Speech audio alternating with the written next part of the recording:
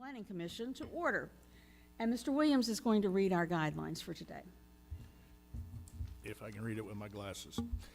This is a public hearing, and we are the Putnam County Planning Commission.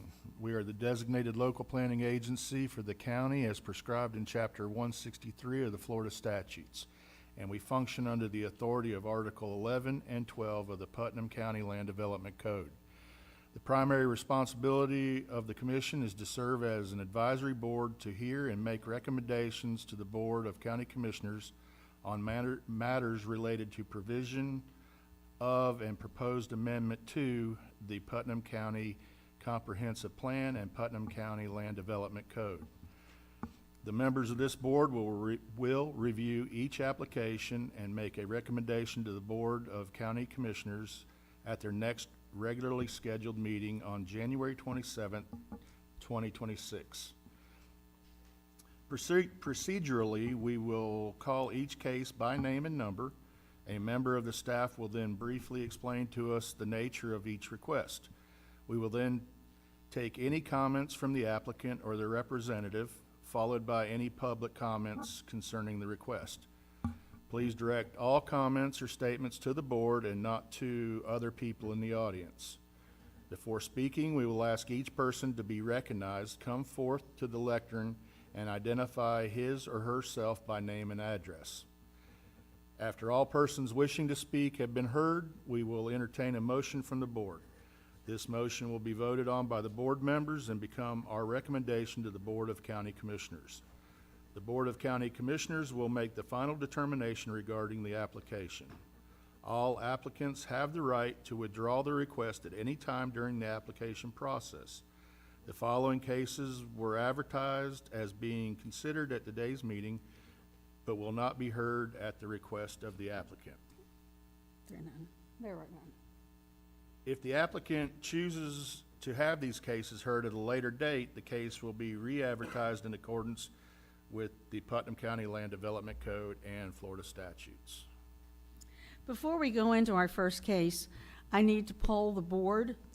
Have there been any ex parte communications with anyone? No. Are there any conflicts of interest with anyone? No. Well, I have a working relationship with Mike Smith, and like actually 17, nothing that'll affect my judgment. Okay. Your microphone, please. I have a working relationship with Michael Smith.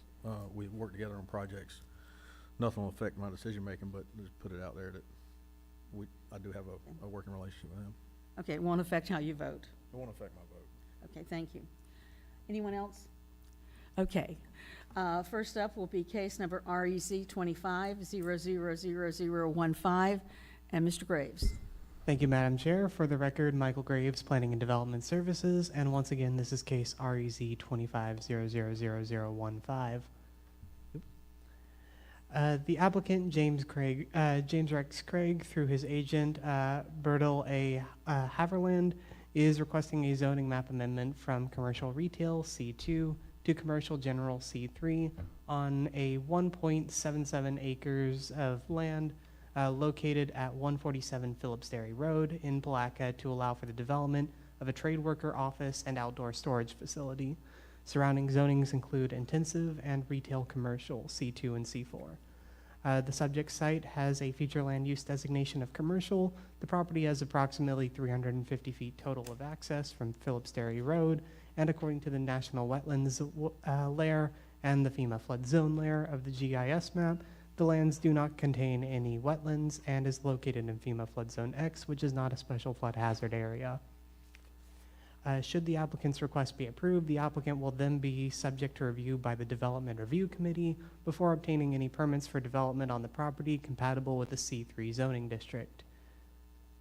Here you can see an aerial overview of the property, and here you can see a much larger aerial overview of the property as requested by the Planning Commission. Here you can see the future land use, and once again, a much larger future land use overview. Here you can see the zoning, and once again, a much larger area showing the zoning surrounding the property. Staff recommends approval of the request to amend the zoning map from commercial retail C2 to commercial Commercial General C3 Staff finds that the proposed rezoning is consistent with the goals, objectives, and policies of the adopted comprehensive plan and meets the locational requirement of the commercial general C3 zoning district, provided in the land development code and the comprehensive plan. Are there any questions? Can you back up to that zoning around, yeah, right there?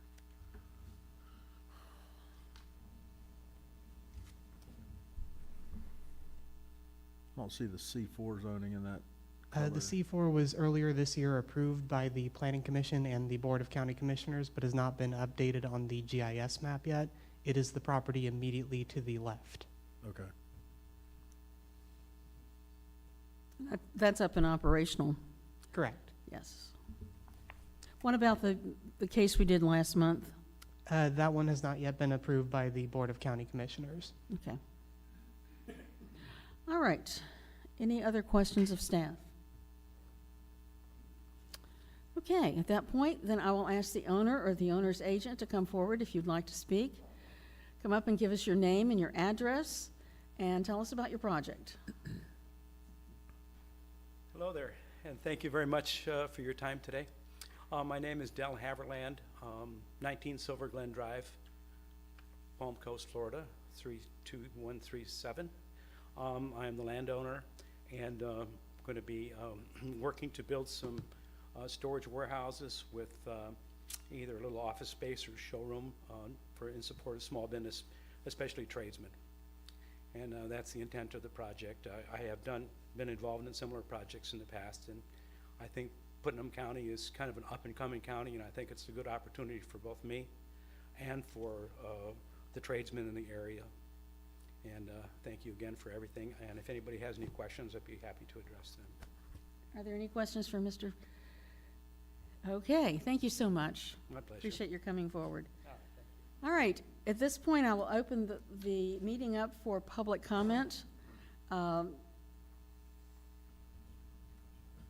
Do I have any people wishing to speak either for or against this particular project?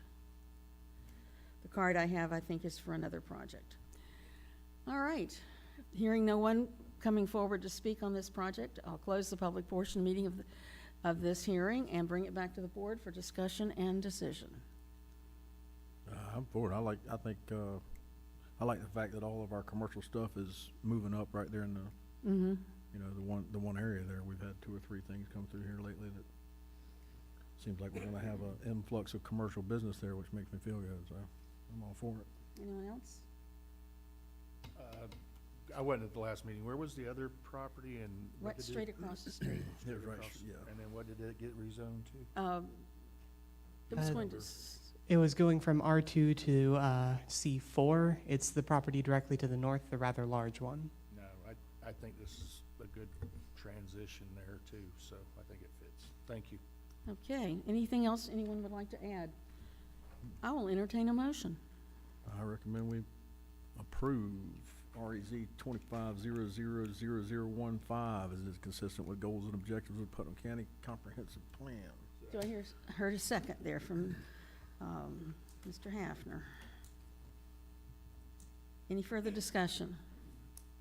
All those in favor, please signify by saying aye. All those opposed, like sign. Chair votes aye. We have a unanimous decision. Thank you very much. This will now go before the Board of County Commissioners on January 27th, I believe. It's not their next meeting, but it's the next meeting they'll hear these. So, thank you all very much for being here, and we will move on to case number REZ 25000016. Thank you, Madam Chair. Once again, for the record, Michael Graves, Planning and Development Services. This is, again, of course, REZ 25-000016. 7S Ventures LLC and DLE Consulting, Inc. are requesting a zoning map amendment from commercial retail and residential estate, C2 and RE, to commercial retail, C2, on a 1.85 acre parcel located at 147 South Highway 17, East Palatka, to allow the development of an indoor storage facility. Surrounding zonings. Excuse me, Mr. Graves. Jenna, were you planning to speak on that case before us? Okay, thank you. I'm sorry. No, you're fine, Madam Go Chair. right ahead. Surrounding zonings include intensive and retail commercial and residential estate. That is C4, C2, and RE. The subject site has a future land use designation of commercial and urban service. The parcel has approximately 150 feet of access along South Highway 17, and according to the National Wetlands Index, wetlands layer, and FEMA flood zone layer on the GIS reference map, lands do not appear to contain wetlands and is located in FEMA flood zone X, which is not a special flood hazard area. Should the applicant's request be approved, the applicant will then be subject to review by the Development Review Committee before obtaining any permits for the development on this property compatible with the C2 zoning district. Here you can see an aerial overview of the property, and here it is zoomed out so you can better see the surrounding area. Here is the future land use, and once again, here it is zoomed out so you can see the surrounding urban service and commercial future land use better. Here you can see the zoning, which is the core of this case, where they're just wanting to establish consistent zoning across the entire property as opposed to having the split there you can see in the back. And here you can see that the surrounding zoning of the area is very consistent with what they're asking for. It is for that reason that staff recommends approval of the request to amend the zoning map from commercial retail and residential estate to commercial retail. Two, staff finds that the proposed rezoning is consistent with the goals, objectives, and policies of the adopted comprehensive plan and meets the locational requirements of the commercial retail zoning district provided in the Land Development Code and comprehensive plan. Are there any questions? Any questions for Mr. Graves? Michael, when I did the drive-by this morning to check out the project site, I noticed one of our signs to the east of the subject site, and it was over closer to, was it Walton Road? Yes, sir. The property to the east of it is currently undergoing a rezone of its own to commercial 3, C3 for that entire property. And it's that rather large L-shaped configuration that it takes up the entire eastern side of this property, Okay. all the way to Walton Road.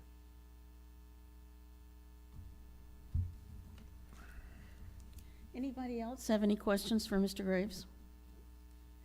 Thank you. At this point, we'll open it up for public comment.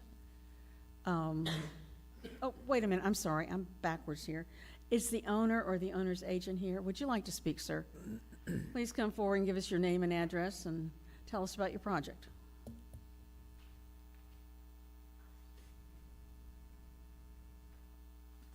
I made a summary. Would you like a copy? No, Okay. you can give a copy to Ashley for the record. Okay. Good evening. Thank you for hearing our requests. Our property currently is split zoning condition, where the back section remains zoned residential while the front portion is zoned commercial. The split zoning creates uncertainty and setbacks, permitting and enforcement. Our goal is to bring the entire parcel under one clean, consistent commercial zoning classification so that the site can be managed appropriately under a single standard. We do have a small accessory storage building in the permitting process. This structure is strictly internal use and does not increase customer activity, traffic, or size intensity.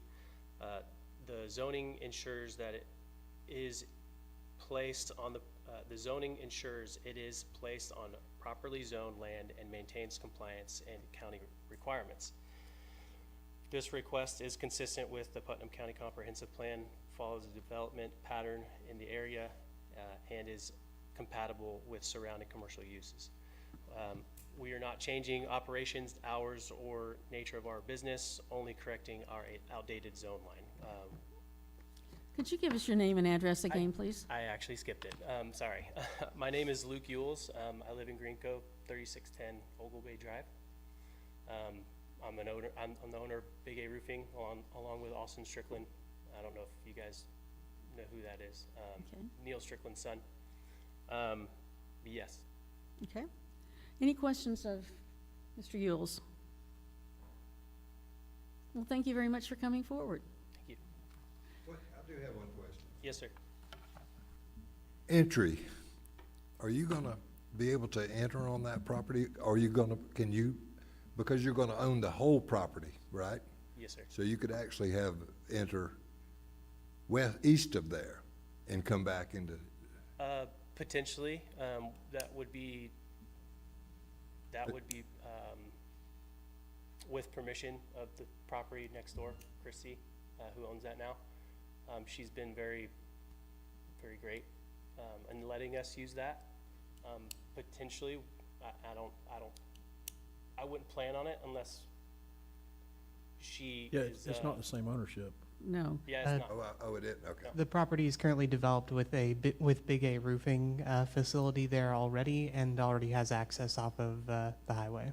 Yes. Okay, you already have egress and, Okay, okay. Correct. right there by Farm Bureau, where Farm Bureau used to be. Correct. It's exactly- the curb cut between Ace Hardware and the property next door. Okay. Any other questions? Thank you. Please stay around. We may have others. Okay. Before the meeting's over with. Do I have anyone in the audience who would like to speak either for or against this particular project? Hearing none, I will bring it back to the board and for discussion, recommendation, and decision. I got the same comment as last one, where we're going in the right spots, so. Okay. Do I hear a motion for approval or denial? I'll make a motion, we approve Okay. REZ 25000016 as it is consistent with goals and objectives. Do I have a County second? Comprehensive Plan. Second. Thank you. I have a proper motion and a second. Is there any further discussion? Hearing none, I'll call for the question. All those in favor, please signify by saying aye. Aye. Any opposed? Chair votes aye. We have a unanimous decision. So this will move on to the Board of County Commissioners for their meeting on January 27th. Okay, we'll move on now to the next case, which is REZ 25000017. Ethan, thank you. Yes, ma'am. For the record, Ethan Thompson, Planning and Development Services, presenting case REZ 25-000017. Michael Smith is requesting a zoning map amendment from commercial professional office to residential 1A on a 1.13 acre parcel located at 216 Davis Lake Road in Palatka. This would allow the renovation of a single-family residence. Surrounding zonings include CPO and R1A. The future land use designation is urban reserve. The parcel has approximately 286 feet of access on Davis Lake Road, according to the NWI wetlands and FEMA flood zone layers. On the GIS reference map, the parcel does not appear to contain any jurisdictional wetlands and is located within FEMA flood zone X, which is not special flood hazard. Should the applicant's request be approved, the applicant will be eligible to obtain any applicable permits for residential development that is allowed within the R18 district. I've got a zoomed out aerial here. We've got the zoning, future land use, and I threw the flood zone on there. Staff recommends approval of the request to amend the zoning map from commercial professional office to residential 1A. Staff finds that the proposed rezone is consistent with the goals, objectives, and policies of the adopted comprehensive plan and meets the locational requirements of the R1A zoning district provided in the land development code and the comprehensive plan. Thank Are you. there any questions? Questions of Mr. Thompson? Yes, Mr. Hafner. Looking at the aerial, is there an access off of 19 to this property? Used. There is, so he owns both properties, and he does access off both sides, but he does, it's not represented in the aerial, but he has a driveway on Davis Lake. So the main access is Davis Lake. But he can't enter off of 19.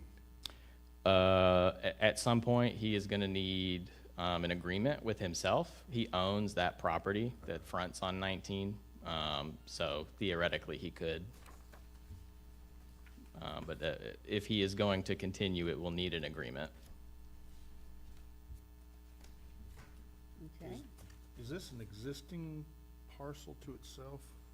Or is this all part of one larger parcel and we're rezoning So it's a parcel unto itself, but it is subject to a lot split or a result of a lot split. So it was at one time one large CPO parcel. He split it out because that house has been there since, I think, 56. Split it out with the intent to develop it, and now needs to rezone to be able to get permits for it. Because it's non-conforming. And the code allows for some flexibility with non-conforming redevelopment, but only if it's been damaged, and this is not that case. So there's actually no flexibility here for him. Any other questions of staff? Hearing none. Is the owner or the owner's agent present today? Would you like to speak? You're welcome to if you want to. Okay. Smartest move ever. You don't have to, sir. It's just up to you. It's purely personal preference. Yes, you trust Ethan with your project. That's great. All right. Is there anyone in the audience who would like to speak either for or against this particular project? Okay. Since there's not, I'll bring it back to the board for board action and discussion and decision.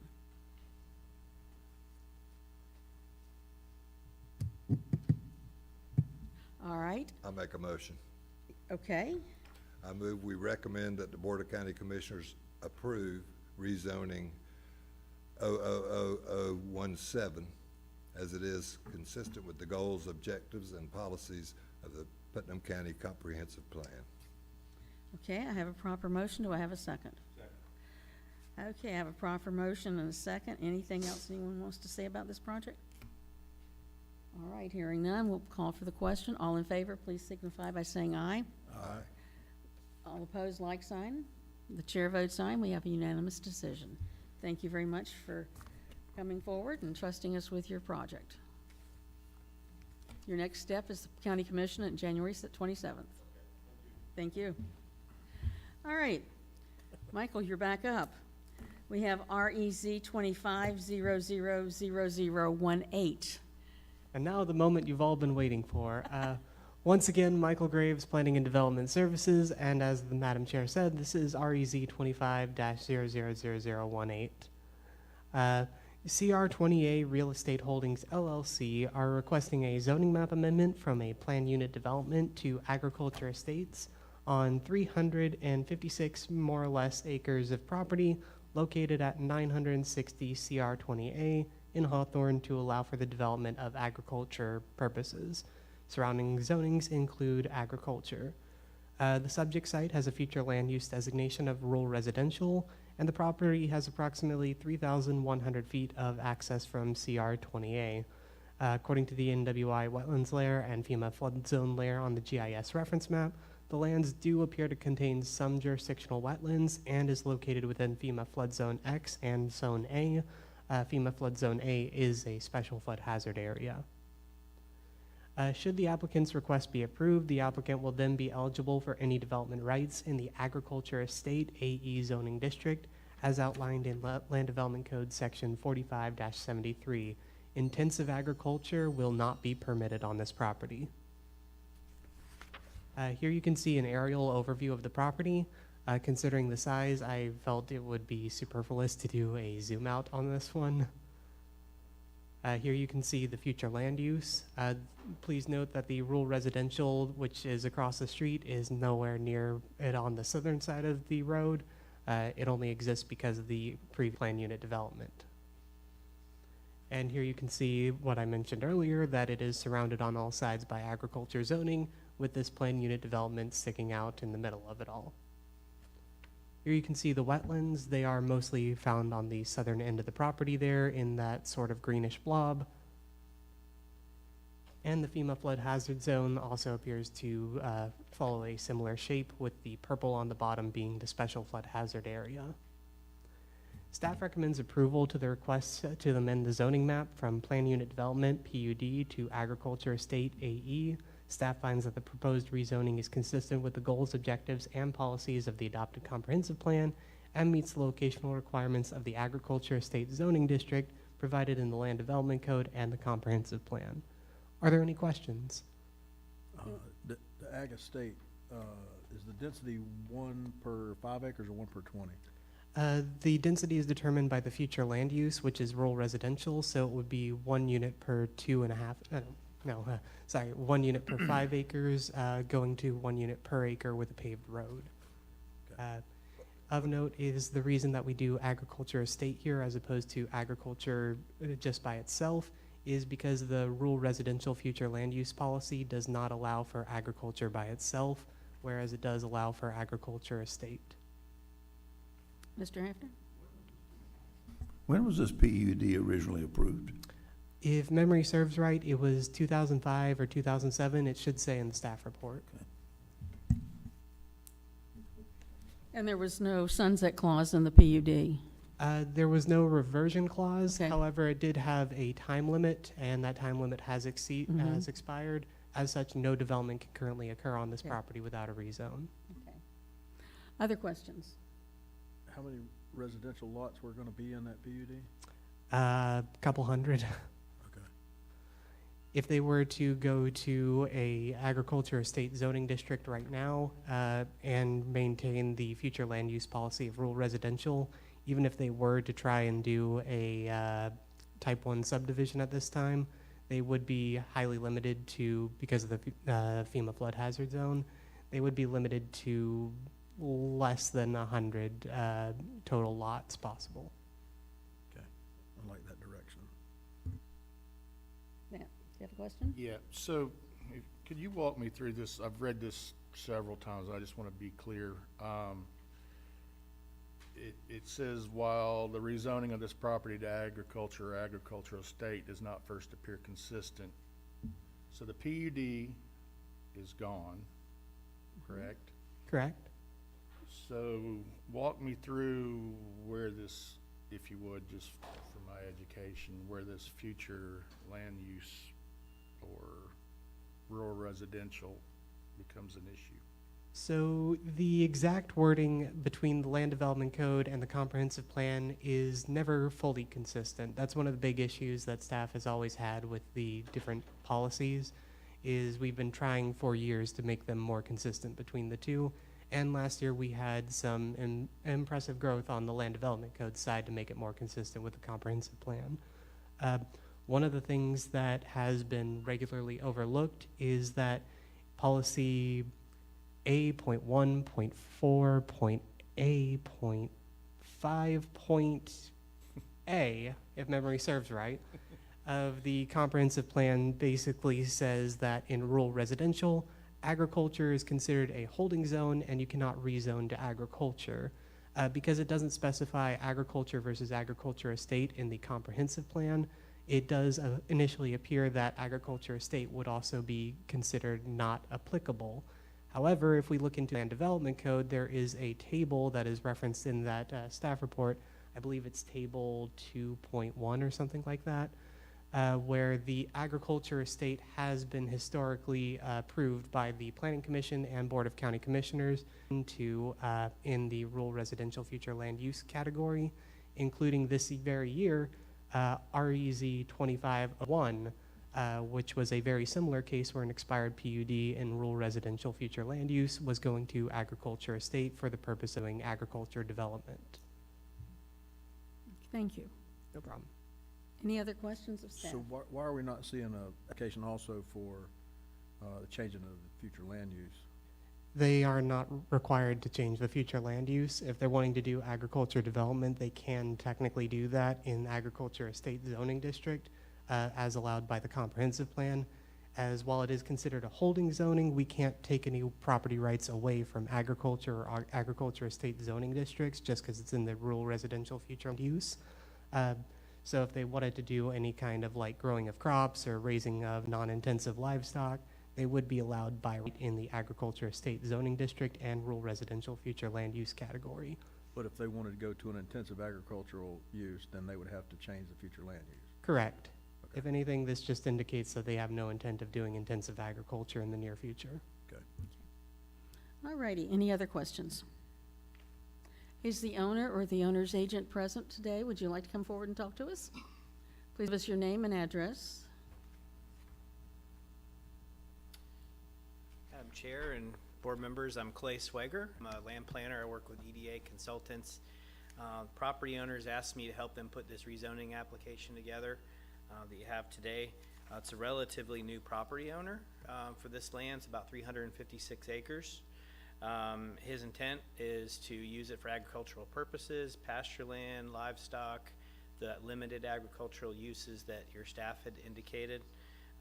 When he approached Zach and the staff here at the county, he learned of the PUD zoning that was on the property.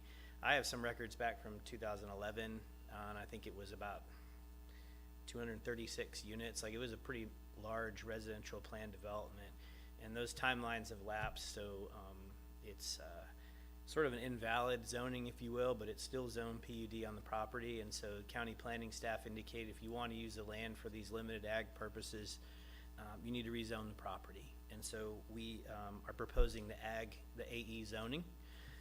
Benefit to that is that it does not allow the intensive agricultural uses, which are identified in your plan as those that can have adverse impacts of noise and sound, odor to neighbors.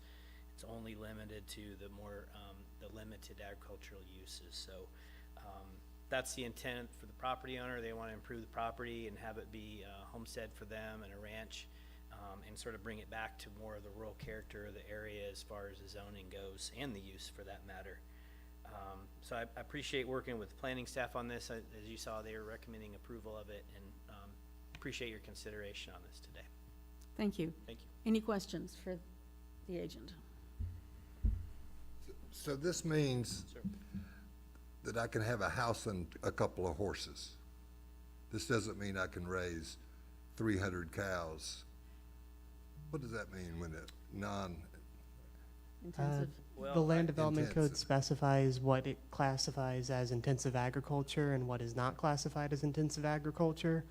Things like slaughterhouses, pigs, exotic species, those would not be allowed.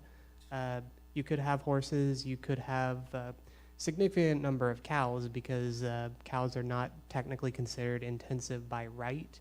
At a certain point, of course, if they do raise enough livestock and sell the product, they become green belted, as the colloquial term is, at which point even less regulation applies to them. They would still be prevented from doing things such as slaughterhouses and pigs and other very intensive agriculture. Was this property at one time going to be a beef processing? Not to my knowledge. 8 or 10 years I've only been involved ago? in this for about 6 months, but I don't think Does so. It was gonna does be a the board residential remember? area. There was a guy came in and he cut all the trees down. I didn't go look at the property today, so I'm not sure. And it had the residents in an uproar. Everybody was wondering what it was gonna be, and I always heard it was a meat processing, beef. But anyway, okay. Staff has no record of any kind of intensive agriculture development in the past. The previous PUD was as mentioned, 260 or so home residential development with a golf course. And I agree with what staff indicated, that in the comp plan, intensive agricultural uses mean those that are likely to have adverse impacts of noise, odor, dust, other adverse sensory impacts adjacent to residential areas, including but not limited to slaughtering and processing of farm animals, sawmills, borrow pits, feedlots, hog farms, poultry farms, and dairies. None of those are allowed in this land use district. Okay, Thank you all. thank you so much. Please stick around in case we have any other questions. All right, at this point, I will open the meeting up for public comment. I do have one speaker card. Jenna? Yes, please. Give us your name and address, please. I'm Jenna Dellett, and rural route, Melrose, Florida, basically. I am kind of new to all of this and still needing to get caught up with like the comprehensive land use and all these different things. I'm just coming from South Florida, and I love this county. I love how rural it is, the peace and quiet that I can see the stars at night, and I want to use my voice to say that I want to preserve that. So when I saw that the signs along the road, my mother actually lives back in the area where 1/8 is going to be, where the proposal for that is. I was a little worried that maybe there was going to be a big housing development going in there, which I would not be a fan of.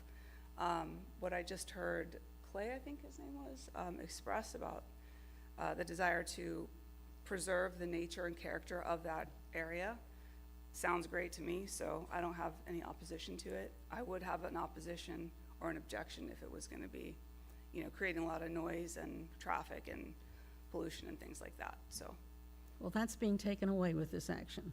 it sounds great. Thank you. Thank you very much. Mr. Purdue?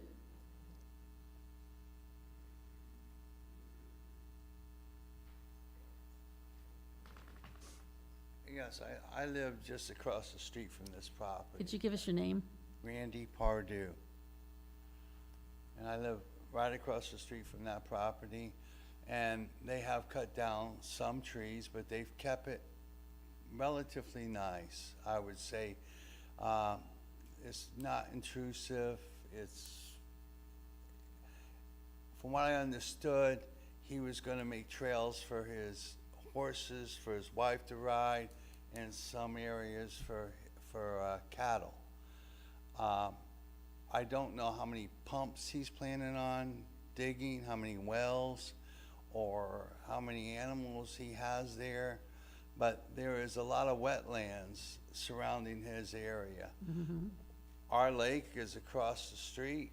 If he taps into our aquifer, Lake McMeekin could go down, and that's what I'm concerned about, and Little Lake McMeekin, and there's a third Lake McMeekin, which is really like a swamp further down on the area, and then it all leads into Red Lake. So if you put all that together, my concern is in what way will it damage these wetlands and these waters? I got no problems with what he's done so far, except he's put barbed wire fence right up almost to the road. We on our side of the road every one of us put a 10-foot easement. So, because everybody owns a boat, everybody wants to get in and out, and with that barbed wire fence, it makes it a lot difficult to get in and out of your property with your boat. But, we can deal with that. But I am concerned about how many houses are going in and how many wells. Because, all you gotta do is tap into one of our aquifers and our lake's gonna go down. I think that will be all looked at very carefully when this project meets the Development Review Committee stage, and that won't go to DRC? No, ma'am. This is entirely a residential project on 3 lots. At Okay. maximum, right now, they could have 3 homes, one on each of these 100-plus acre lots with 1 well each. If he wants to have auxiliary wells for the watering of his cattle, it's still going to be significantly less than the 260-plus that the old PUD would have had. Furthermore, any development has to occur with at least a minimum of 25 feet of vegetated space away from wetlands. The wetlands are not allowed to be impacted without a mitigation plan approved by both St. Johns River Water Management District and the Department of Environmental Protection, at which point he would have to contract out the United States Army Corps of Engineers to mitigate at a cost of about $20,000 to $80,000 per acre of land. Yeah, because there is a section on our side of the road was built back in the Civil War days, and that trough was meant to go into Little Third Lake McMeekin, into Red Lake in case the water got high. And that goes, I believe, if not in his property, very close to his property. And if that somehow is blocked, then we're gonna have a problem. We're gonna have a flood problem. So, but I mean, I'm happy with the way it is, if it stays that way. Well- But if I turn around and see 50 houses being built, I'm gonna start crying like a baby. That's not possible, is it? He has the potential to do a type 1 subdivision, as any property owner of large amount of land has the potential to do so. However, he has not indicated any desire to do so at this time. Frankly speaking, it would also still be less intense than what the PUD would have allowed 10 years ago. Sounds like me playing poker. It's like, I'm not gonna do that, but I do it anyways. Is that what you're saying, that he can still do it? No, Legally- what he's saying is could be, if he stick with the way it is right now, this Yeah. PUD, he could put 230-something houses in there. I understand that, We and that's make the that, problem. if we make that if we approve this tonight, he can only put one house per 5 acres or 20 acres. whatever Something it is. like So that, there'll be yes, sir. significantly less availability to build homes on this property if it gets approved, if what he's asking for gets approved, than the way it currently sits. So 1 every 5 acres. Yeah. At maximum, if he goes through a type 1 subdivision, which would also still need to be approved by the county, which could take years, as well as a lot of fees to get to that point. Okay, I'm gonna live with my neighbor, I wanna get along, and I'd be fine if he kept it to a reasonable amount and doesn't destroy our happiness. Because we've been 29 years there, and it's a beautiful lake, everybody knows that lake, and I hate to see it be destroyed by somebody making a few bucks. Well, I think this is going to be far better than what could have happened there. Oh, yeah, no, I agree. I So, totally I think agree. you're- I just wanna make sure, I mean, I've been told all kinds of things in my Well, life. there's nothing saying that somebody else is not gonna buy that property and subdivide it, which Right. they could do. But at this present time, with this present owner saying he has no intention of doing that, and 3 residences would be the maximum, that's as far as we can go to saying for sure. But it looks like a lot of effort's been put into this, a lot of planning has been put into it, and I think you're gonna have a good neighbor, I believe so far. so. Keep my fingers crossed. I am a poker player, so. All right, well, thank you for your time. Thank you, sir. Appreciate your coming forward. Nancy Pollard. And please state your name and your address. I'm Nancy Pollard, and I live at 190 Indian Lakes Road in Hawthorne, and I'm far away from the property as far as receiving notice of changes. And listening to all of this, I can see that it's early in the stages, and I'm just curious to know what's the process for us to stay informed? Because I know online I had a really hard time finding information, and and I don't get the Palatka newspaper to be able to keep on top of that sort of thing. So if you can explain the process and Well, where we can. The next step, if this is approved today, our recommendation would go to the Board of County Commissioners at their meeting on January 27th. And those meetings usually convene at 9 a.m. There's an agenda that's always published ahead of time.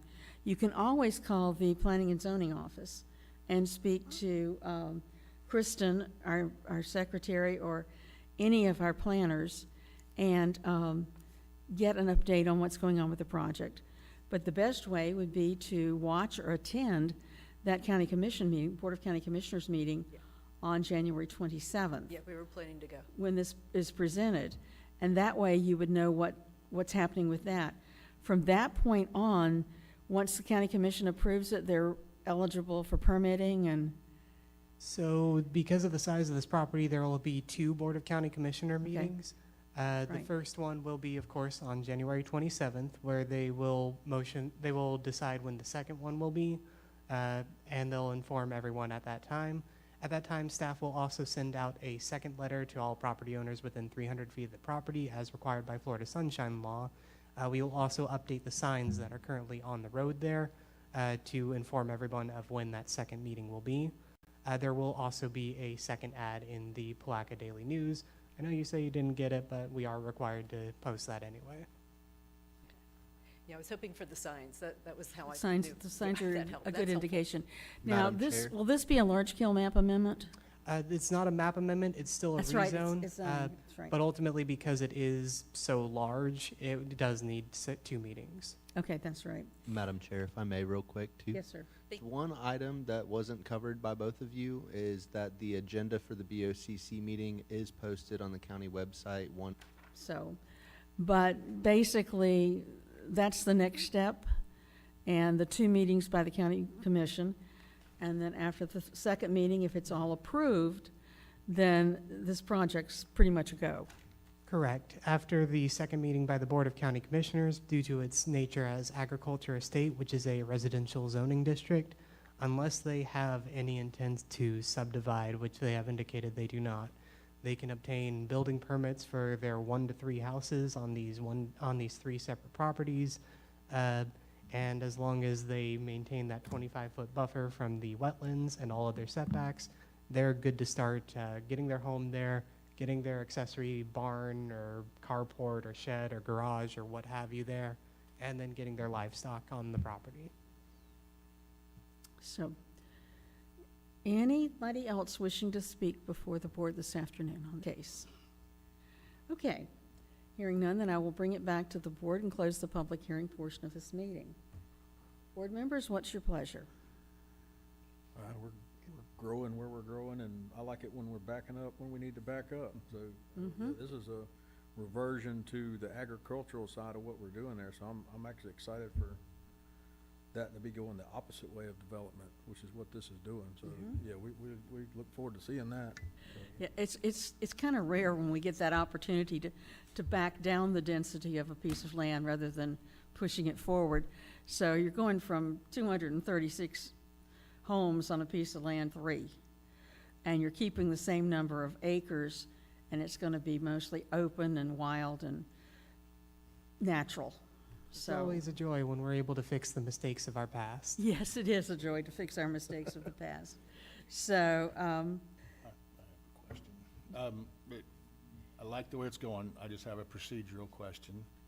So when the PUD came in, I assume the zoning and future land use had to be changed at that time?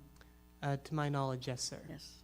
So if they had to go together and were married at that time, They, why are they severed at this point? And that's purely a procedural question for me. So they weren't technically quote-unquote married at the time. What it was is the amount of density that they wanted. They wanted 260 units. They have 360 acres of land.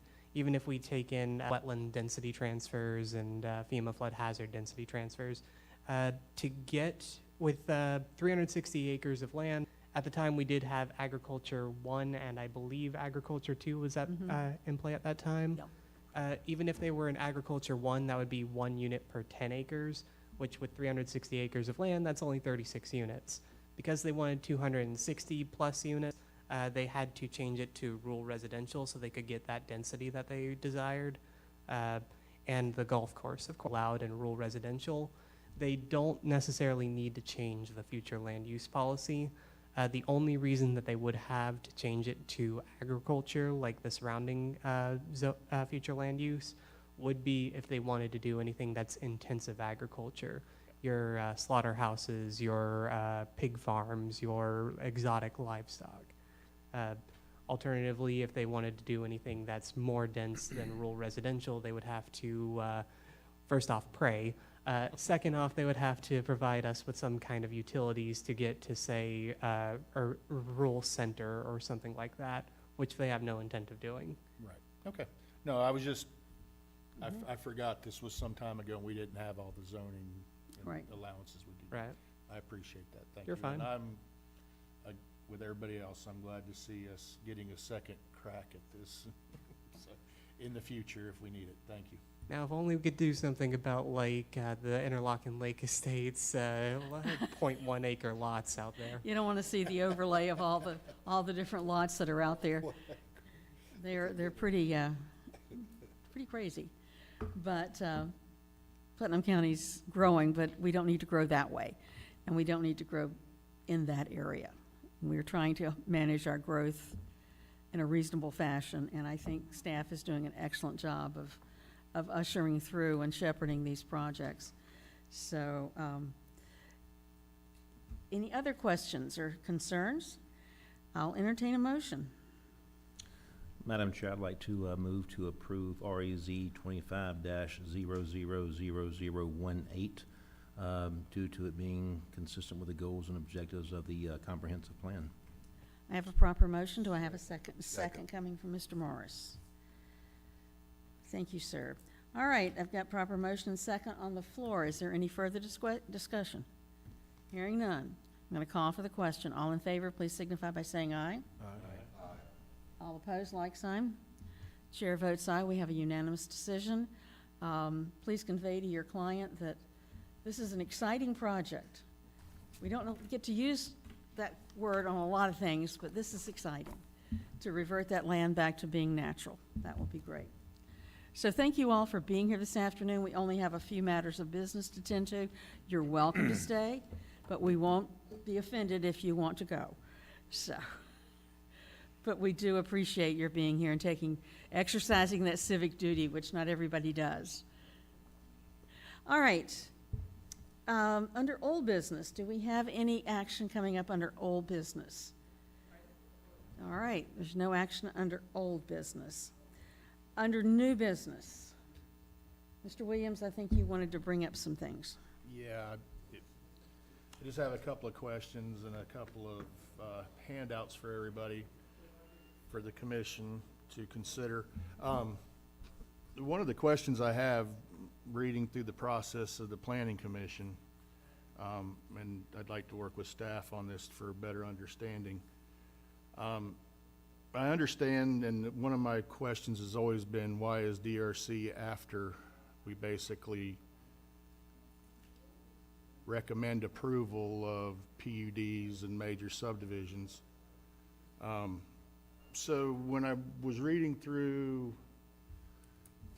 the Land Development Code, and I looked at the roles of the DRC, and I looked at the roles of the Planning Commission, I still have those questions. So, and I have handouts if everybody would like to kind of see. I don't know if that's how we normally do this or whatever, but. Talk us through it first. Okay, so basically what I did is I reviewed the Development Review Committee's role.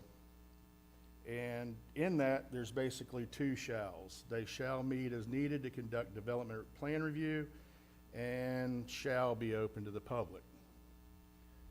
When I read the Planning Commission in Division 4, there are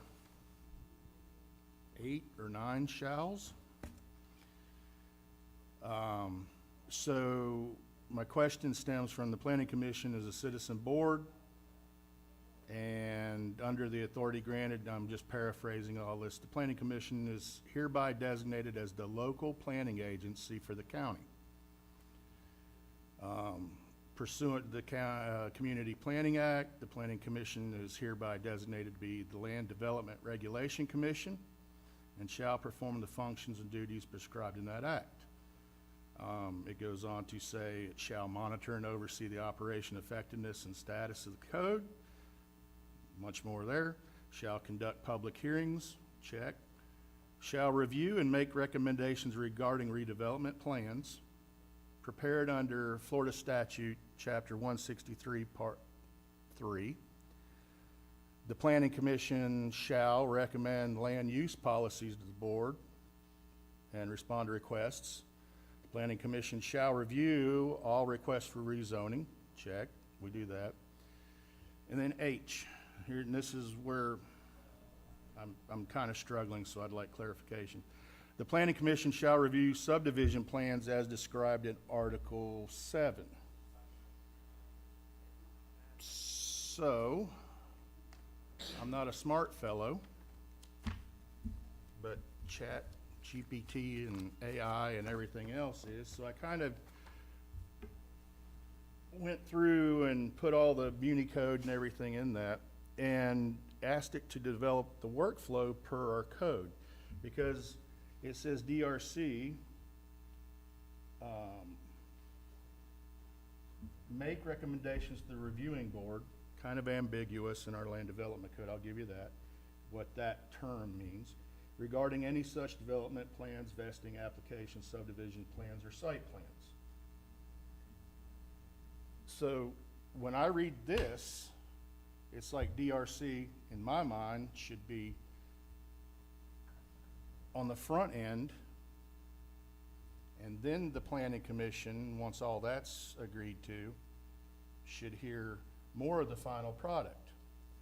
That's what I thought, well, what I was feeling at the time. So I've kind of gone through and I've vetted a little bit. Basically, it says the subdivision approval workflow is 1, pre-application, okay. 2, application submittal and sufficiency review, okay. 3, development review committee review. Number 4, preliminary development plan plat review. Number 5, planning commission hearing and action. Number 6, final development plan plat review. And then number 7, final approval.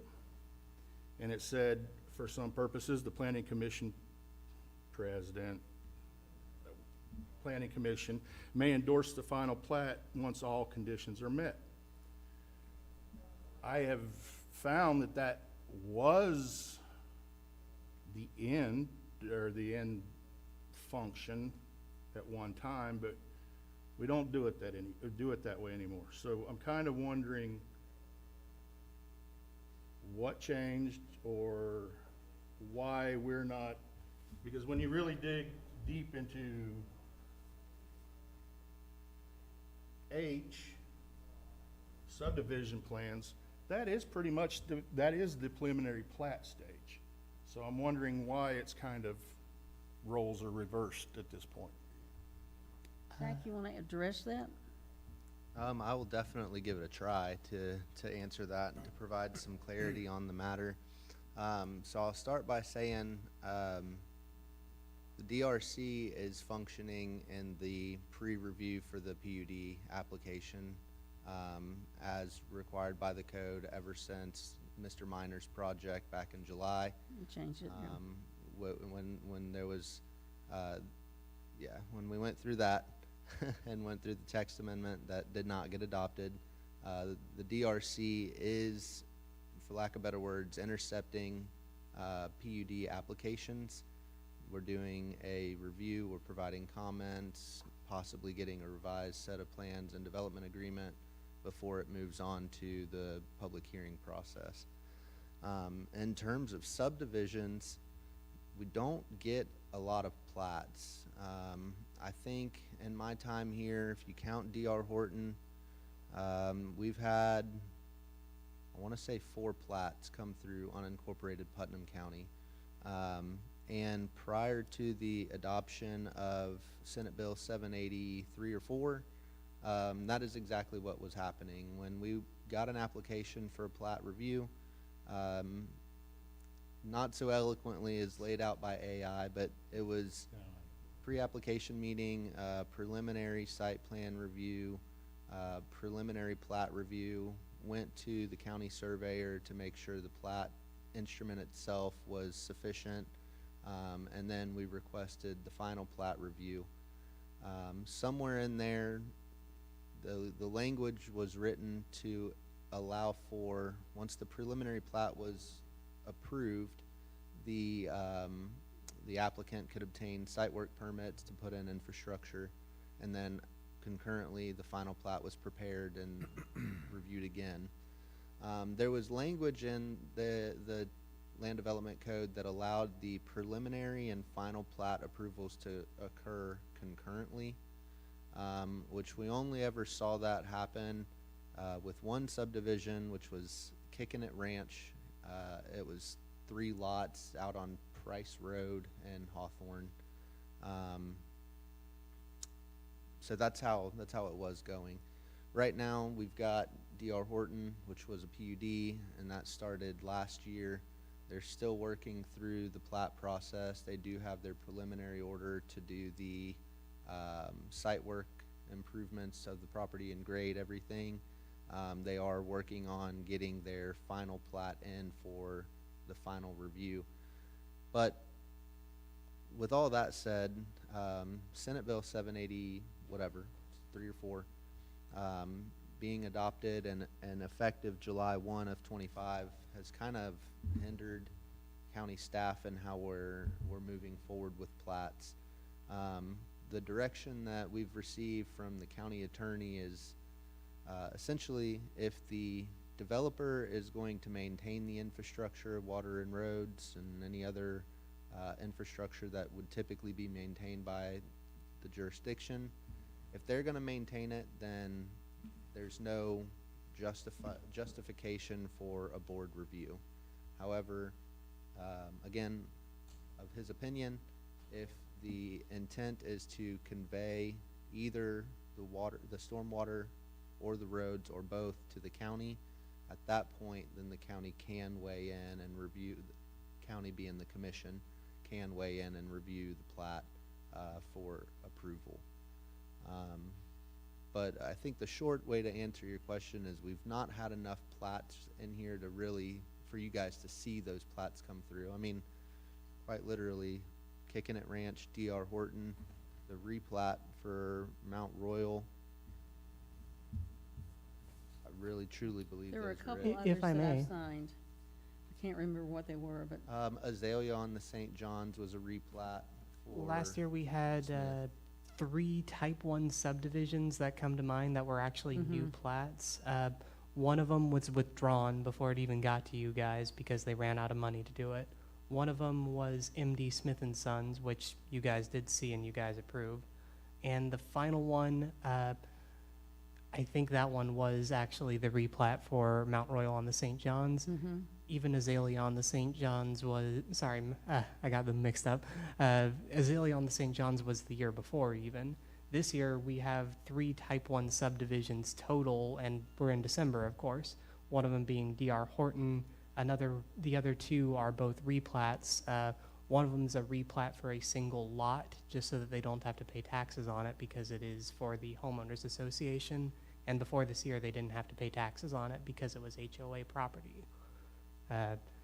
It's not that we don't want to send stuff to you guys. It's just we don't get it.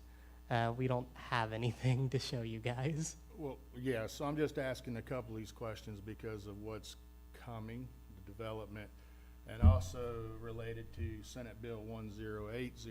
So I'm not sure that if staff has considered those implications of as far as building permits and preliminary plat and the timeframes that have been laid out with that. So one of the other roles of this commission is to suggest comp or land development code changes. And I've got some stuff here. It's multiple copies for everybody.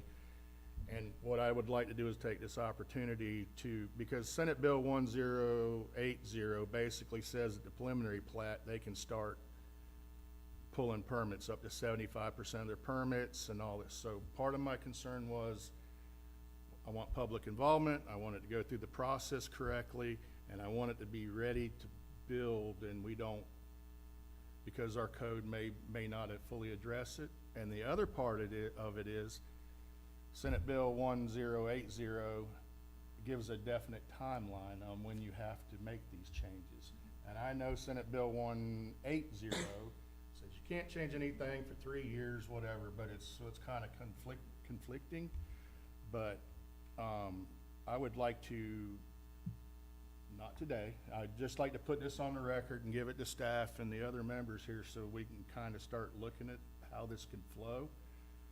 Several jurisdictions and municipalities that I work with have all, one has fully codified it, and the other, the county just recently passed it in its relative form, right? Because we all kind of work together on this.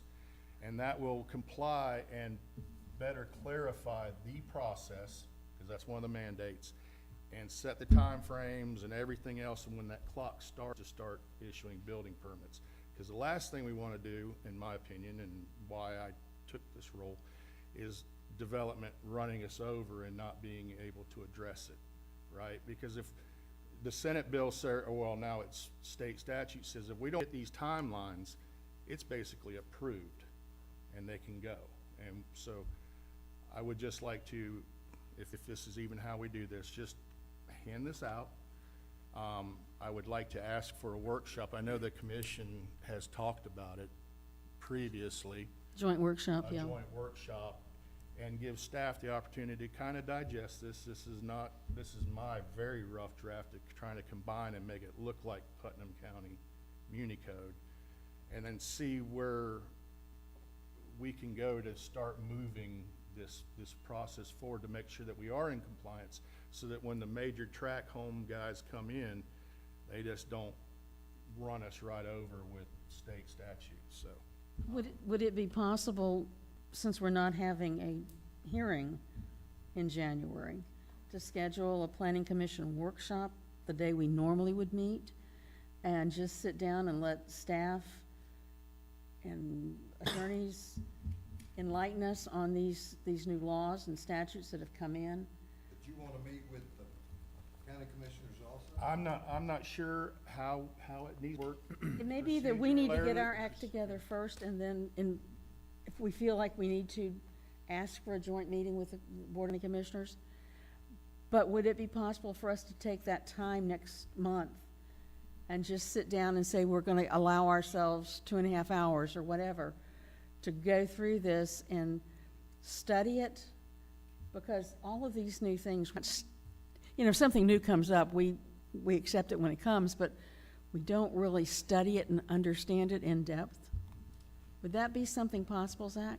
I believe, yes, ma'am, that would be possible. So, I think the best way to do that is to probably advertise it as, if anything, a public meeting, right? That's all it is, The yeah. consideration of a text amendment that is, initiated by the planning commission. Study and review of potential text amendments. How about Sure. that? Yeah, and then from there, we would probably want to be creative with how we do it because, of course, it'll need recommendation to the board.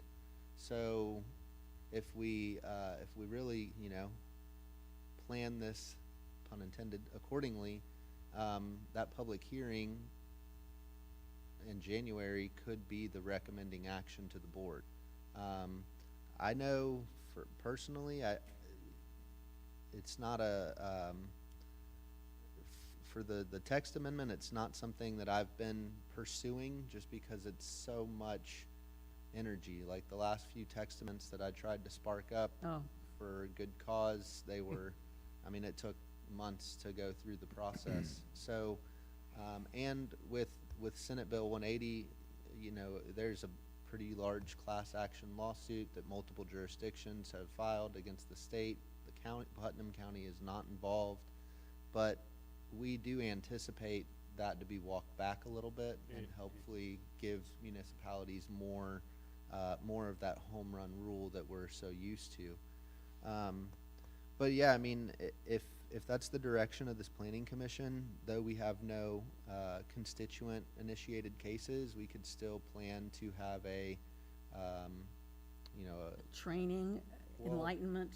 or just at the very least, a public hearing for the proposed text amendments that Commissioner Williams had put together. Would it be an amendment to the code or the comp plan or both? Okay, so, I guess it would be the land development code. Yes, it would be the land development code. I don't think all it really did is Senate Bill 1080 says you've got to lay out, clearly define the path forward, because once preliminary plat is approved, they can pull 75% of building permits. Right, and that language is pretty similar to what was passed, and I don't remember the Senate bill number 5-6 years ago, where developers were able to get 50% of their permits out of the gate. It tightened up the timelines. Right. And it puts financial repercussion on the planning departents. Basically, if you don't approve it in this time, it's 50% of the permit. If you don't approve it in this time, it's 10%. If you don't approve it in this time, it's approved. And I think also, if nothing else, if we feel that, if we learn that the workload is going to be factored upward, then we lobby for additional staff positions. We lobby for, additional help in the department, because we know what's coming, or we have a good anticipation of what's coming development-wise in Putnam County. We want to be prepared to meet it, and we don't want you all to be caught behind the 8 ball when you're overwhelmed with something and you're sliding backwards, and all of a sudden we're losing application fees. Or all of a sudden we're so far behind we can't put forward new stuff. And the good projects, the little projects get lost in the tidal wave, so to speak. And, Can I come back to a question? yeah. Zach, you said a little bit ago about plats coming to this board, not coming to this board because the county attorney said the utilities are gonna be maintained by the developer. Why is that why is utilities the only consideration why it doesn't come here? So, I don't know his legal thought process, but as I understand it is, if the developer is gonna maintain all of the utilities and all the roads, then the county's only interest is providing the water sewer there and making sure that the local roads can handle the project. But the county is not actually taking on any more assets to maintain roads and stormwater within the park or the development. Until the HOA goes defunct, and then the county has to step in. And Senate Bill 180 has a lot of different opinions floating around out there right now, and I think if you ask two attorneys an answer, they're gonna give you 6 different opinions, and justifiably so, but maybe anyway. But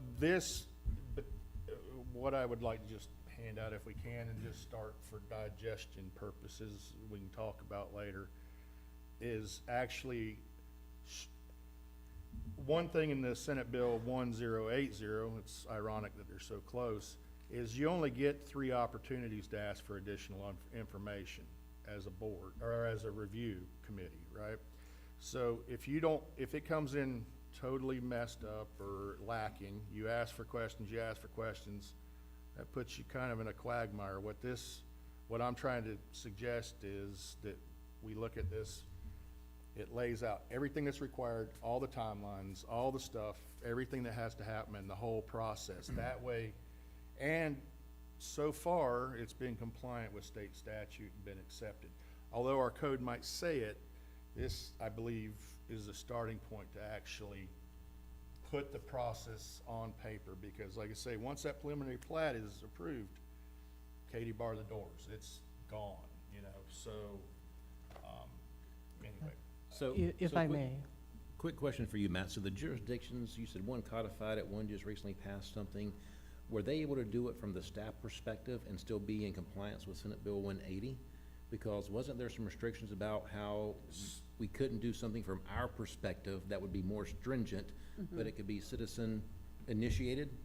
So this was staff-driven because it's not more restrictive. It actually is streamlining the process to comply with state statute.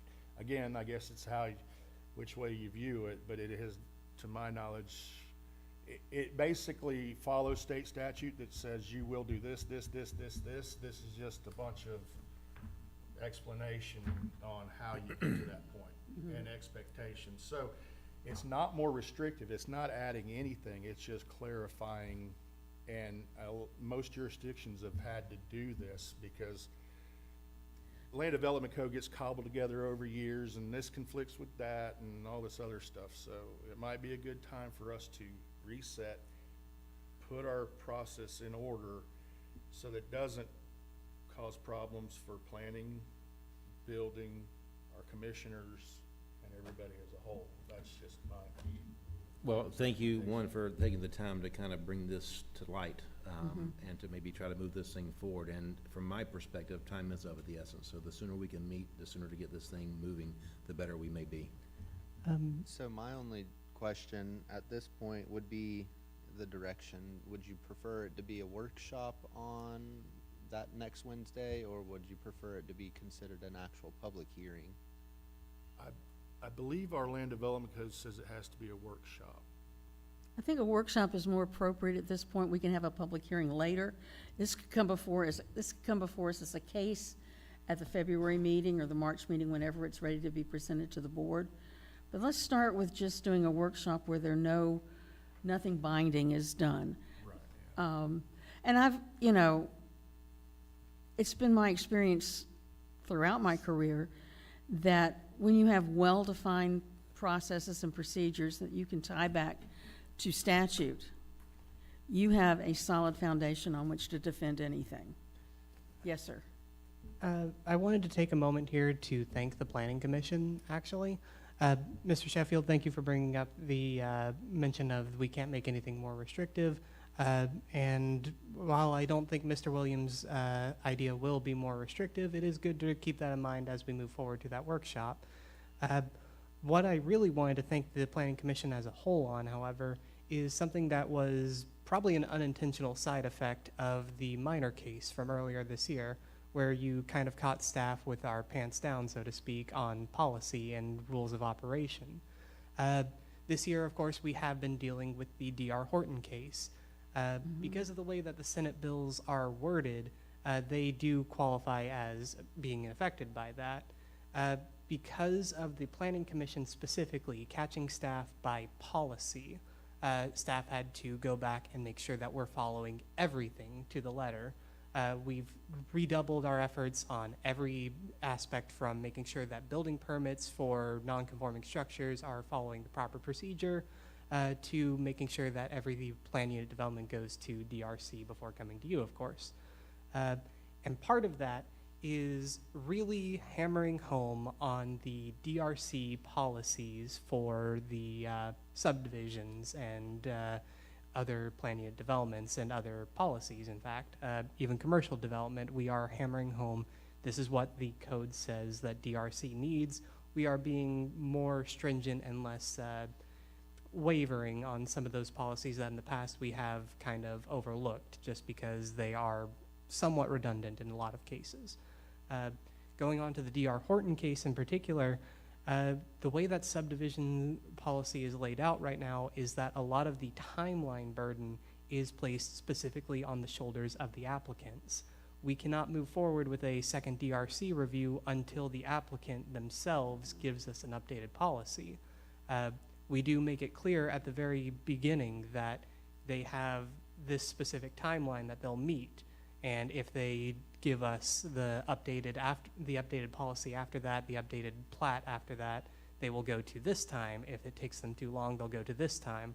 We do make sure that they are getting the information that they seek, that is required of statute to be given to them.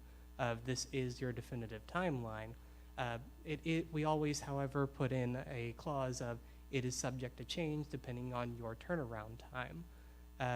And that, I think, is what is essentially keeping D.R. Horton from essentially developing, because they've gone through DRC 3 times at this stage. One of them in particular, they missed DRC for a total of 4 months just because we were unaware that they had updated their plans. There was a computer error there. And because of that, it was technically on their burden, not informing us sooner, that they had updated their plans and got it back to us. Strictly speaking, because of this, and because you guys have kind of caught us and made us redouble our efforts to make sure that every policy in our land development code is being followed to the letter and spirit of the law, we have a bit of buffer that may not have been intended originally by the code, because we could never have foreseen these sweeping changes by the state statute that basically prevent us from doing our job properly. But because of your efforts, we do have a bit of, so to speak, defense in this case. So again, thank you. No, and We're all learning together. yeah, and I'm not trying to blindside, but here's the one warning that Senate Bill 1080, and this is, I even printed off, this is one of the articles that we used as like a guide. It's written, it's there, I'm not trying to say it's mine, but it really lays it out well, although the font is very small. It says, perhaps the most impactful reform in the new mandatory timeline for application review, counties and municipalities are now bound to act within specified periods or else face financial consequences. Now, while there is some time in there or whatever that the applicant can mess up a little bit or whatever. Dilly-dally. Dilly-dally, that's okay. But it's really incumbent to have this process laid out, like you've got to acknowledge receipt within so many days, determination of completeness within so many days. You got to deem it incomplete and send it back. Now, that'll give you a little time there if that's the way it is. A final decision in so many days. Both parties have to agree on time extensions. Then it gets into refunds for delays, exceptions, timeline restarts. It puts a limit on additional information and how many times you can actually review it. And that's why, you know, like 10% refund, 20%, 50%, or 100% deemed effective. So while I understand that our current code and everybody's made major strides, I've tried to learn it, everybody's making great improvement.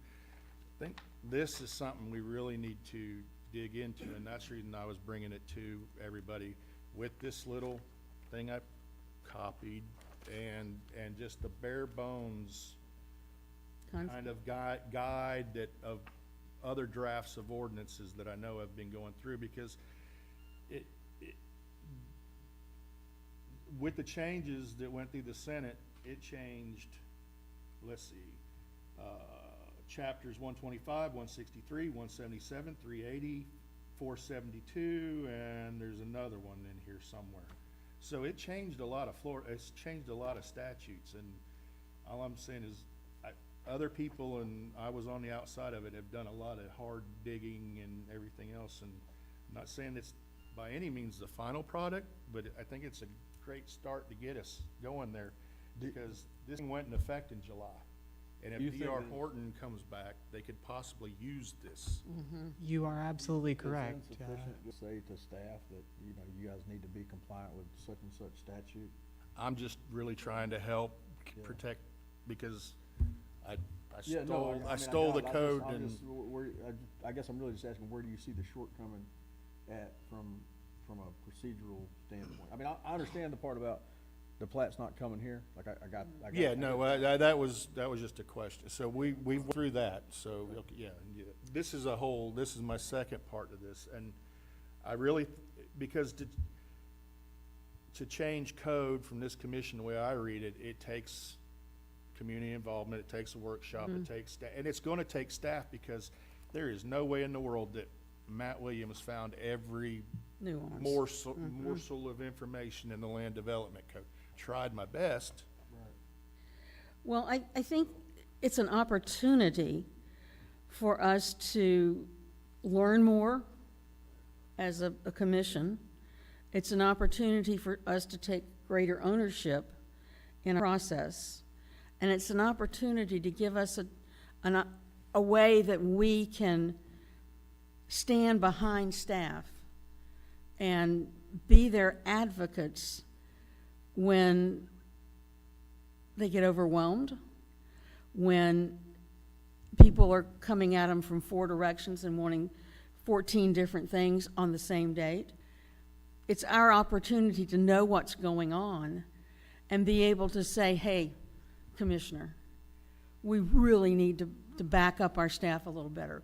We're running slow, we're running out of room, and I know you convey this to your supervisors. But coming from a citizen board, it gives it a little different emphasis. And Well, I think the first step in this is defining a problem. I mean, if we're going yeah, to learn it. the first thing you do in solving a problem is define a problem. So if we define whatever the shortcoming is, or where our code doesn't agree with, like, that's, show me that and let's address that. You know what I mean? Like, When it comes to subdivisions in particular, those new state statute policies, they essentially broke staff's arm. You guys have already unintentionally given us a cast that is holding us over, but you are right in that we need to actually fix the broken arm. We can't just keep it in the cast forever. And this is the first step of The only problem, the problem that I picked out of this whole conversation was there was a problem with the plat. Like, that's the only, No, I'm well, trying to put my finger on what the problem is, and it sounds like the problem is the plats didn't come here for review. No, I think. Well- It seems like an easy problem to solve. and that part of it probably is. The other part of it, though, is when the the track home builders come in, Right. we've got to be ready or they're gonna run us over, and they know this because of the new Right, ordinance. so the question then would be, how do we define where we're not ready? Like, if we had another tract home people come in here, what shortcomings would, and I'm not saying, I'm not trying to diminish your research or anything, and I think it's great that you're looking into it. I just, if I'm gonna solve a problem, I wanna know what the problem is. So if the problem is we're gonna be short, if another developer comes in here and asks questions, then help me define where we're gonna be short, and let's address that, you know what I mean? Like, So like the requirements for survey and mapping, and it comes in, and the requirements for what they have to bring initially may not be well defined, and the timelines, and then the process of when they can actually get that permit. Because for them, they're gonna push everything they can to get to the permit stage. Right. This allows them to do it faster. What I'm saying is, I don't know that our code as it's written currently covers all of this, and especially timeframes and processes and all the other things, because out of everybody I know that's working on this, they found that everybody had their own different kind of process. This could help staff codify that, put it in the proper procedure, because here's the other thing, subdivisions no longer go to the commission. It's an administrative approval at the end. The commission, technically, unless they're rezoning or something major, if it's allowed by right, are never gonna see this. So, am I correct in? You're correct there. Going back to that kind of analogy I had of the we got a cast on the broken arm here kind of deal, we've got essentially two things that save it from being chaos as of right now, and they're not very strong, I will admit. They're not very strong, but they are there. Number one being that most of the big developers, D.R. Horton in particular, another one we have coming called East River Ranches, which may or may not fall through, they basically need a planned unit development in order to have the subdivision that they're wanting, because they want 40-foot wide lots, and none of our zoning districts allow that. And those planned unit developments, they go through DRC once, they go to you guys, then they go back to DRC. Which in that case, it gives us some extra time. It gives us stuff before we even get to the subdivision stage, or we can call them out on stuff that just ain't gonna fly around here.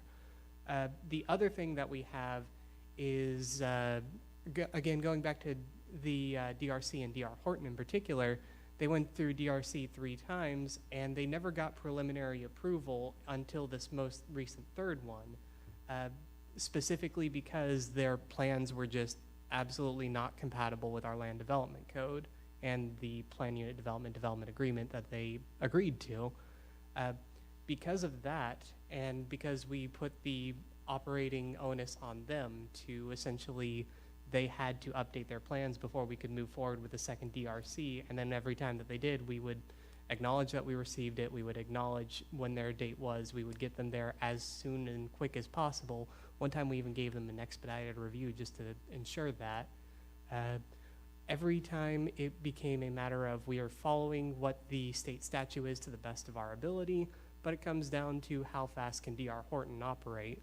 We can't say your meeting will be March, and then they don't have their plans ready until April, and then expect to go forward there, kind of deal. Ultimately, subdivisions have those two things working for them. Now that D.R. Horton has been approved for preliminary approval, of course, they have the ability to get their infrastructure in place, which I hear they're working on now, or at least working on getting the permits for. They do have to make some final alterations. I believe they needed to give us a photometric plan at the DRC meeting, which they hadn't had until then, because they are required to have street lights on every street kind of deal. But aside from that, they have their preliminary approval for their subdivision, and now they're going to the lot split committee, which includes the county surveyor, to make sure that the legal language is all present there. After that, then after that, they have been told, hey, when you submit, here's the turnaround timeline for that. After that, they would then go to the land development administrator, or whatever the new title is for the person that actually approves of the plat. And we would tell them, here's the turnaround time. We would tell them, here's when it's done. And we would follow the state statute to the best of our current abilities, finding a way to codify that into the land development code, where we do place the onus of time on the applicant, so to speak, to give staff as flexible a timeline as possible, is probably our best method forward. And I do agree with Mr. Williams on trying to get that sorted. Yeah, so to those timelines, the county has 10 days to issue a completeness letter. The county has 10 days to move forward with approval or denial. I mean, that's why I'm just bringing it. So, and this Senate Bill 1080 not only applies to subdivisions, I shouldn't have led off with that, but it's for the minimum information that an applicant must provide. It's telling them this is the minimum, and laying it out. Seeking zoning approval, rezoning, subdivision, special exception, variance, or certification. So this thing puts timelines on almost all we do, and that's... We do all that already, though. For the variances, the special use permits, special exceptions, rezones, we confirm receipt upon receipt. We just immediately tell them, hey, we've got it. The second that it's been approved, they're either here or the day after, we send them a email saying, congratulations, your ordinance has been approved. It's now in effect, even if you don't have the physical copy yet. When it comes to the special use permits and variances, we have to wait 30 days for the appeal period as outlined by Land Development Code, which I believe is backed by state statute. I have to look into that, of course. And then as soon as that 30-day appeal period's over, that day they get an email saying, hey, congratulations, it's now in effect. They get a copy of their signed final order even in their email. We make sure that everything other than the subdivisions so far have been 100%.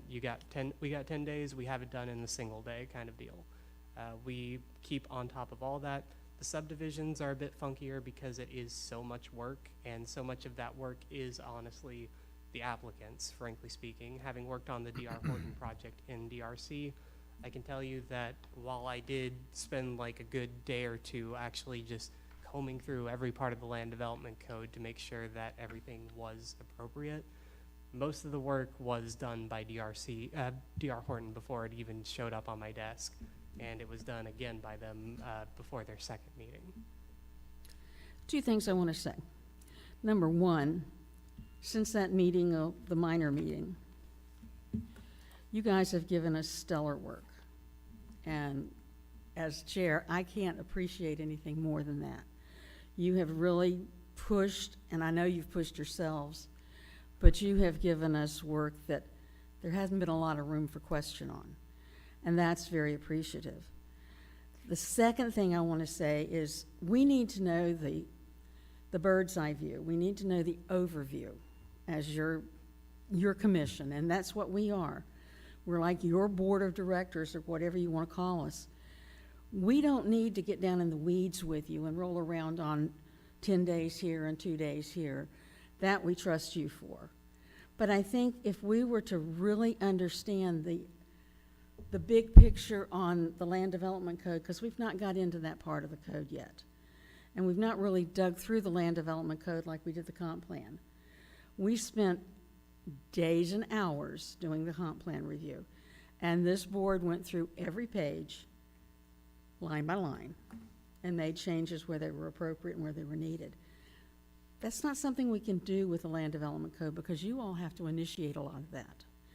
But we need to understand where we stand, what's going on, what we need to be doing. We need to see these things that Matt's brought forth, I think, strongly because of the state legislation and the statutes that are coming forward. We don't know what's going to happen with that statutory lawsuit. They may revoke part of it. They may revoke all of it. They may go back and rewrite it and make it even worse. You know, sometimes the second verse is a little bit louder and a little bit worse. And we don't know what they're going to do. It's the legislature. And of course, this may not be the only thing they're gonna, approach this year that's going to impact planning and development, or development in general, because we're one of those frontier counties now that's beginning to see organized development. And we have fewer staff working now than we did during recession periods when we saw no development. And we realize that, and I think the commissioners realize that. But once we understand thoroughly what's lying on your shoulders, we can advocate for you. And that's our job, is to be your advocate, your safety net. But we have to understand what's going on before we can. So, Matt, do you think that we could get together, you and Zach could get together sometime between now and January and compare your notes? And Zach, are you willing to do, or do you have time to do this? Since you have no cases coming up in January, you've got all the time in the world, right? I think I can probably find some time. And let's put together a, yeah, we're going to be floating in your cereal bowl on New Year's Day. I've had that happen in state government, where you wake up on New Year's morning and, oh, by the way, you're in some other division, or you've been moved to another department entirely. And the leader of that department finds us in your cereal bowl. But anyhow, I think that would be good use of the time in January. And we can really learn more. And that's what we're all about, is learning. We don't want to do this to nitpick, because we've already nitpicked and you already responded to that really well. Right. And we're proud of you for it. But we need to know what's going on. We need to understand what you're facing, so we can, be your advocate next time we run it. Next time the commissioner comes and sits in the back of the room, we can be your advocate. We can follow up and be your advocate.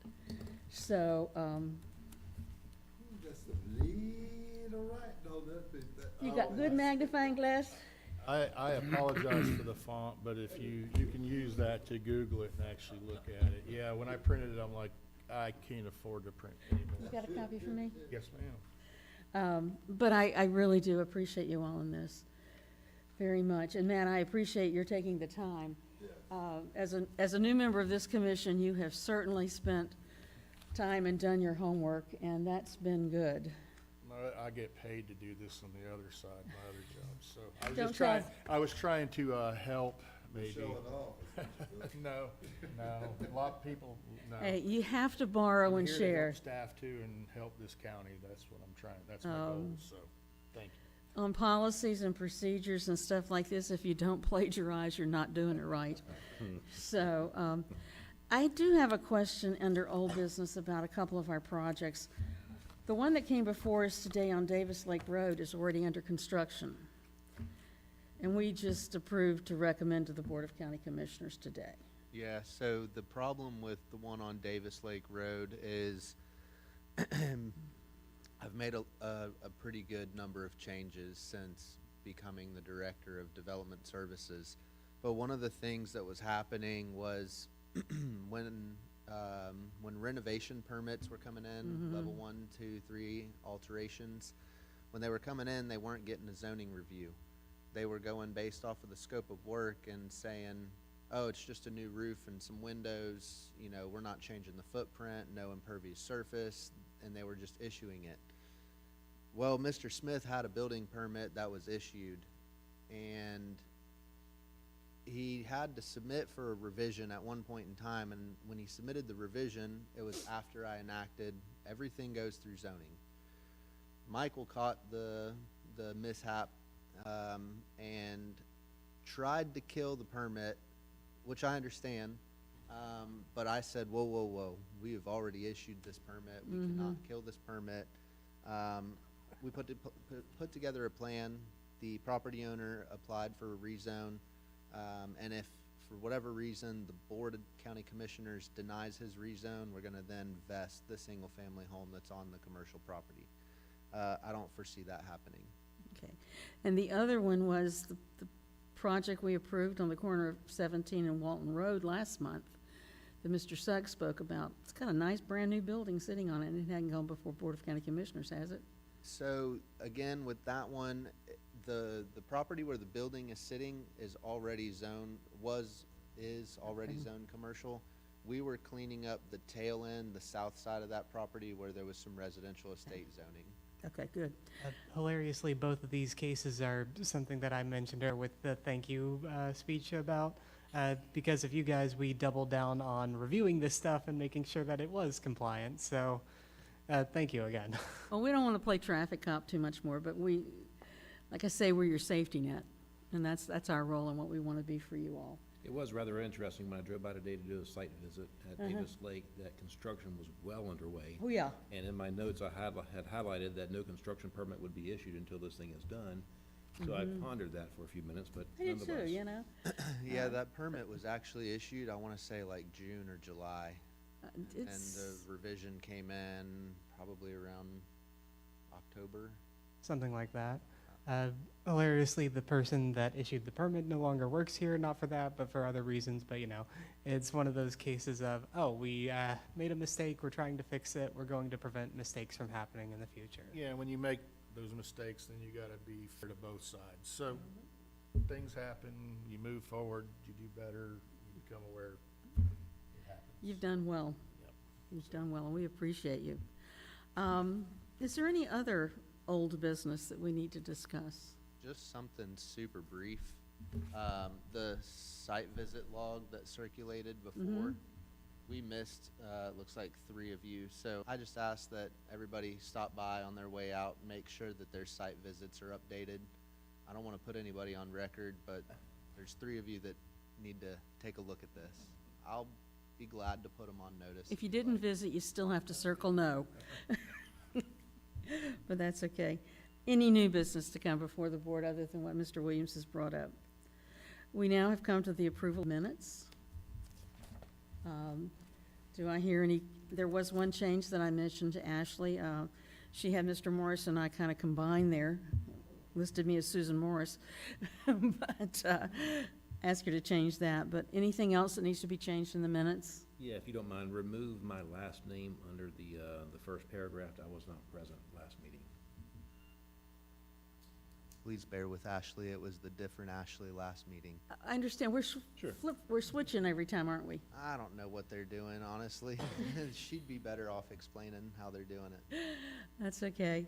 And I'll go ahead and sign the back page, and you can just replace that front page. So, once they're approved, I can do that. Do I hear a motion for approval? I so moved. Okay, I'm gonna take Mr. Sheffield is making the motion, and Mr. Hodge for Second. yeah. All right. All in favor, please signify by saying aye. Aye. Opposed, like sign. Chair votes aye, it's unanimous. Any other business to come before this board? Let me say that I hope that our staff has a happy, healthy, safe holiday full of peace, joy, love, and hope. And, more shopping day. and that our board does too. This is a season of hope, peace, and love, and joy, and let's make it that. And see how many people we can help during that time. Anything else? It's 5:44. This meeting is adjourned.